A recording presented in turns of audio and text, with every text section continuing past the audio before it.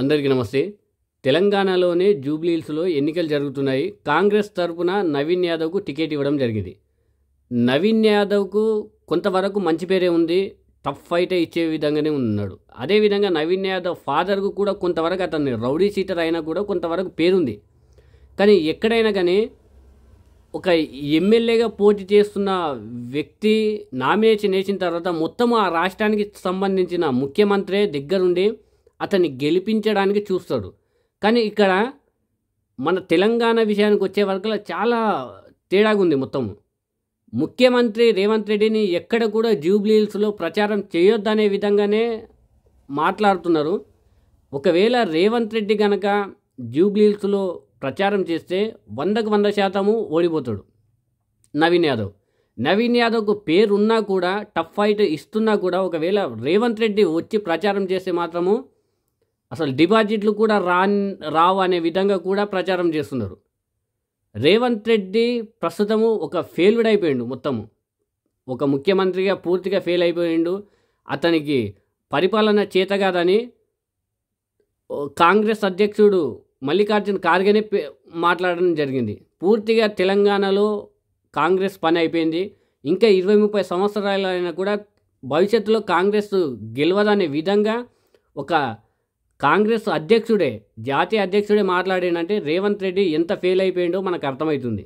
ఈ సందర్భంలో నవీన్ యాదవ్ మంచి టాలెంటెడ్ పర్సన్. అతను ఒక యంగ్ పర్సన్, అతనికి కొంతవరకు పేరుంది. అతనికి అర్థమైంది ఒకవేళ గనక రేవంత్ రెడ్డి గనక ప్రచారం చేస్తే ఇప్పుడు నేను గెలిస్తే అనుకోకుండా గెలిచిండనుకో అది మంచిదే. రేవంత్ రెడ్డి గనక ప్రచారం చేస్తే 100కు 100% ఓడిపోతా. అతను చేసిన వాగ్దానాలు మొత్తం ఏవి కూడా ఎక్కడ కూడా పాటించలేదు. ఎక్కడ కూడా అవి సక్సెస్గా అమలు చేయలేదు. ఈ విషయము నవీన్ యాదవ్కు బాగా తెలుసు. అదేవిధంగా తన అనుచరులు కూడా చెప్తున్నారంట. అందుగురించే చూడండి ఇప్పటి వరకు జూబ్లీహిల్స్ ఎలక్షన్లు మొత్తం జరుగుతున్న హోరాహోరీగా ప్రచారాలు జరుగుతున్నా కూడా ఒక ముఖ్యమంత్రి, ప్రస్తుతము అధికారంలో ఉన్న ముఖ్యమంత్రి ఇప్పటి వరకు కూడా జూబ్లీహిల్స్లో ఎక్కడ కూడా ప్రచారం చేస్తలేడు. ఇప్పుడు ప్రస్తుతము రేవంత్ రెడ్డి ఢిల్లీకి పోవడం జరిగింది. ఇక్కడ ఒక పక్కన ఎలక్షన్లు జరుగుతుంటే అతని క్యాండిడేట్ని, ఒక పార్టీకి సంబంధించిన క్యాండిడేట్ని గెలిపించుకోవాలని ప్రచారం చేయాలి. తన వంతు తను కృషి చేయాలి. కానీ రేవంత్ రెడ్డి వస్తే ఓడిపోతా. ఒకవేళ రేవంత్ రెడ్డి రాకుండా ఉంటేనే మంచిది. నా ముఖం చూసన్నా నవీన్ యాదవ్ మనసుకు అనుకుంటుండు. నా ముఖం చూసన్నా వేస్తారు, మా నాన్న ముఖం చూసన్నా వేస్తారు. ఎందుకంటే అతను స్థానికుడు కాబట్టి కొంతవరకు పట్టుంది.